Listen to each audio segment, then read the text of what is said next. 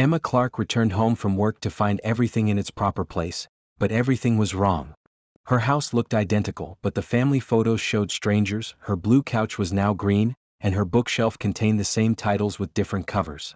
What I discovered about Emma's substitute life would reveal a conspiracy so intricate that it challenged the very nature of identity, memory, and what we consider to be real. I'm Detective James Carter, and in 23 years of investigating cases involving fraud and identity theft, I've seen people steal names, faces, and entire lives. But I'd never encountered someone who had stolen someone's entire existence and replaced it with an identical but completely different version. The call came from Emma Clark on a Thursday evening in October. She was calling from her cell phone while sitting in her car outside her own house, afraid to go inside because nothing was as it should be. "Detective Carter," she said in a voice that shook with confusion and fear, "someone has replaced my entire life with a different version of it." When I met Emma at her house on Maple Street, she was a woman in her early 30s, professionally dressed, with the demeanor of someone who was highly organized and detail-oriented. She worked as an accountant at a downtown firm and had lived in the same house for 5 years. "Clark, what exactly do you mean when you say someone replaced your life?" "Detective, look at this," she said, leading me into her living room. "This is my house, my furniture, my layout. But everything is wrong." She pointed to a green sectional sofa that dominated the living room. "This couch should be blue. I bought a blue couch from Patterson Furniture 3 years ago. I have the receipt, the warranty paperwork, everything. But this green couch is in the exact same position, with the same wear patterns, the same coffee stain on the left cushion." I examined the couch carefully. It was indeed green, but it showed signs of age and use that suggested it had been in the house for years. "Clark, could you have misremembered the color?" "Detective, I hate the color green. I would never buy green furniture." She led me to the mantelpiece, which was covered with framed family photographs. "These photos are all wrong too. Same frames, same positions, but different people." I looked at the photographs carefully. They showed Emma with various family members, parents, siblings, relatives at holidays and celebrations. But Emma was shaking her head at each one. "This photo is supposed to show me with my sister Sarah at Christmas last year. But the woman in this photo isn't Sarah. Same setting, same Christmas tree, same date on the back of the frame, but it's a completely different woman. Could this be a different sister or relative?" "Detective, I only have one sister, and her name is Sarah. The woman in this photo is a stranger I've never seen before in my life." Emma continued showing me through the house, pointing out dozens of details that were identical to what she remembered but fundamentally wrong. Books with the same titles but different covers, clothes in her size and style but in colors she claimed she would never wear, even groceries in the refrigerator that were the same brands but different flavors. "Clark, when did you first notice these changes?" "This morning when I got ready for work. I reached for my blue blazer and found a green one hanging in the same spot. I thought maybe I was confused, but then I noticed other things throughout the day." "Have you spoken to any family members or friends about these discrepancies?" "I tried calling my sister Sarah, but the number goes to a woman who claims she doesn't know me. I called my parents, but they acted like they didn't know what I was talking about when I mentioned the wrong details." "What did your family say exactly?" "They insisted that everything was normal, that I was remembering things incorrectly. My mother said I've always owned a green couch and that my sister's name is Rebecca, not Sarah." The case was presenting as either an elaborate gaslighting scheme or a serious psychological condition affecting Emma's perception of reality. I needed to investigate both possibilities. "Clark, have you been under any unusual stress lately? Any changes in medication or health conditions?" "Nothing, Detective. I've been working the same job for 3 years, living the same routine. The only change is that my entire life has been replaced with a similar but different version." I took photographs of the house and documented Emma's claims about the discrepancies. I also collected samples of evidence, receipts, warranties, and personal documents that Emma claimed should show different information than what was printed on them. My first step was to verify Emma's claims by checking external sources. If her memories were accurate, there should be evidence of the original details she remembered. I contacted Patterson Furniture, where Emma claimed to have purchased a blue couch 3 years earlier. According to their records, Emma Clark had indeed purchased furniture from them, but the invoice showed a green sectional sofa, not blue. I checked with Emma's employer, family members, and longtime friends. Everyone confirmed the current version of Emma's life: green couch, sister named Rebecca, green blazer in her closet. No one remembered the blue couch or sister named Sarah that Emma insisted were her real life. But when I examined Emma's personal documents more carefully, I found something disturbing. The metadata on her digital photos showed that many had been recently modified, even though they appeared to show events from years ago. Clark, do you have any enemies or people who might want to harm you psychologically? I lead a quiet life, detective. I can't think of anyone who would go to this much trouble to confuse me. What about your work? Do you handle sensitive financial information that someone might want to access? I'm an accountant for several high-profile clients, but nothing that would justify this level of elaborate deception. I decided to investigate Emma's medical history and recent psychological state. If someone was gaslighting her, they would need detailed knowledge of her life and access to her personal space. Dr. Rachel Kim was Emma's primary care physician for the past 2 years. When I interviewed her, she seemed genuinely concerned about Emma's mental state. Detective Carter, Emma has been showing signs of severe memory distortion and reality confusion for the past few weeks. Has she mentioned the specific discrepancies in her home environment? She's been insisting that various details of her life have been changed, colors of objects, names of family members, even her own personal preferences. I've been treating her for possible dissociative disorder. Dr. Kim, is it possible that Emma's memories are accurate and someone has actually been altering her environment? Detective, the level of detail and coordination that would require seems highly unlikely. It would involve dozens of people collaborating to gaslight one person, including family members, employers, and service providers.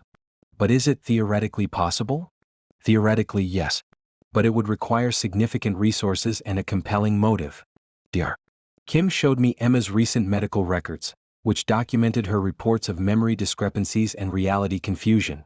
But I noticed that the medical records themselves contain some inconsistencies. Dr. Kim, these records show that you've been treating Emma for 2 years, but they also show initial appointments dating back 5 years. How do you explain that discrepancy? Dr. Kim looked uncomfortable. There might be some clerical errors in our record-keeping system. Or someone has been altering medical records as part of a broader campaign to confuse Emma about her own history. Detective, that would be illegal and unethical. But not impossible for someone with access to medical databases. I left Dr. Kim's office with the growing suspicion that Emma's claims might be accurate. Someone with considerable resources and technical skills appeared to be systematically altering her environment and supporting documentation to make her question her own sanity. My next investigation focused on Emma's neighbors and anyone who had regular access to her house. Marcus Thompson lived next door to Emma and had been watching her house when she traveled for work. He was a man in his 40s who worked in IT and had the technical skills to potentially orchestrate complex digital manipulation. Mr. Thompson, how well do you know Emma Clark? We're friendly neighbors. I keep an eye on her place when she's out of town, and she does the same for me. Have you noticed anything unusual about Emma's behavior recently? She's been acting strange, asking odd questions about things in her own house. Yesterday she asked me if I remembered her having a blue couch, which seemed weird because she's always had that green one. You're certain Emma has always had a green couch? I helped her move it in when she first bought the house 5 years ago. But when I checked Emma's home purchase records, they showed that she had bought the house 3 years ago, not 5. Marcus Thompson's memory about helping her move didn't align with the official timeline. Mr. Thompson, do you have access to Emma's house when she's not home? She gave me a spare key for emergencies and when she travels. Have you been inside her house recently? Marcus hesitated. I may have checked on things when she was out of town last month. What did you do while you were inside? Just basic maintenance, watering plants, checking that everything was secure. Did you make any changes to her home environment? Nothing significant. Maybe moved some things around while cleaning.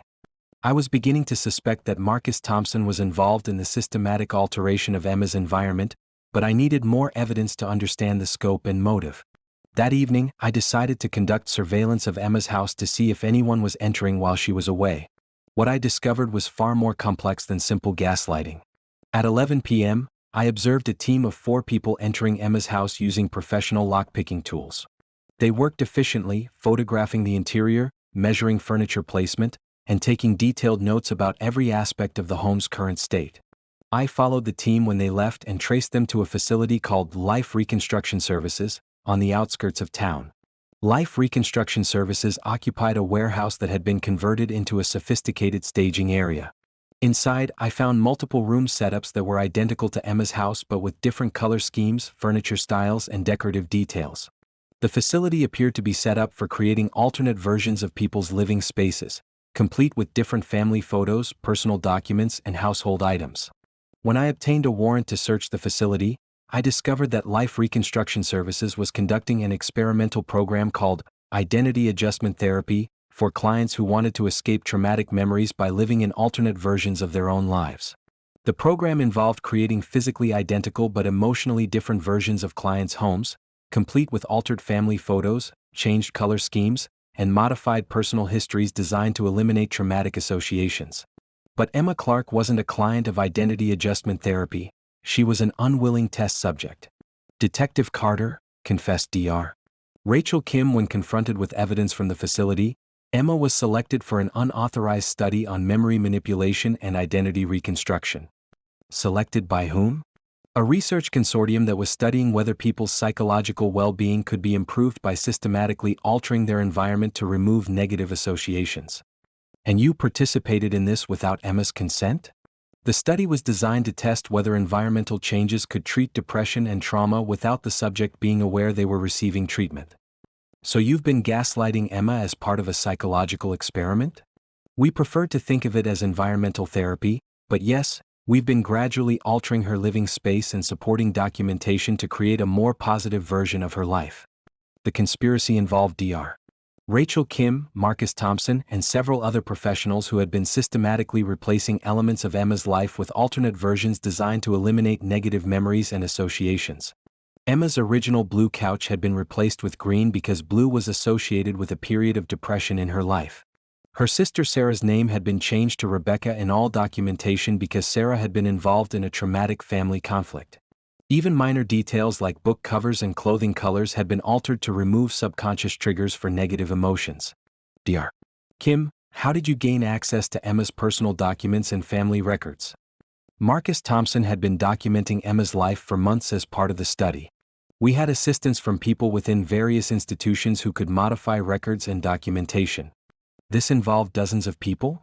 The study was well funded and had participants in medical facilities, government offices, and private businesses. Everyone believed they were contributing to breakthrough research in trauma treatment. But Emma never consented to be part of this study? The research protocol required that subjects be unaware of the treatment to avoid placebo effects. Emma Clark had been the victim of an elaborate psychological experiment that involved altering her entire environment and personal history without her knowledge or consent. The goal had been to test whether systematic environmental changes could treat psychological conditions, but the result had been to make Emma question her own sanity. Dr. Rachel Kim was charged with conducting unauthorized human experiments and medical malpractice. Marcus Thompson was charged with breaking and entering and conspiracy. The research consortium that funded the study faced federal charges for violations of human research ethics. The most challenging aspect of the case was restoring Emma's original life. Many of the changes had been so extensive that it was difficult to determine what her environment had looked like before the experiment began. Detective Carter, Emma said when I explained what had been done to her, I feel violated in a way I can't even describe. They didn't just change my furniture, they changed my reality. Emma, we're working to restore as much of your original environment as possible. But how do I know what's real anymore? If they could change everything so systematically, how do I trust my own memories about anything? The psychological damage from the identity adjustment therapy experiment was profound. Emma would require extensive counseling to recover her sense of reality and trust in her own perceptions. But the case also revealed the disturbing potential for psychological manipulation using seemingly harmless environmental changes.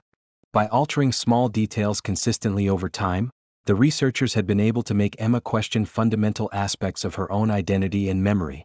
Detective, said the forensic psychologist who evaluated Emma's case, this represents one of the most sophisticated gaslighting operations ever documented. The perpetrators understood that if you change someone's environment gradually and consistently, you can make them doubt their own sanity. 6 months later, Emma had moved to a new house and was slowly rebuilding her life with the help of therapists who specialized in recovery from psychological manipulation. She had learned to trust her own memories again, but the experience had changed her fundamental understanding of how easily reality could be altered. The case of the substitute life taught me that identity is more fragile than we realize.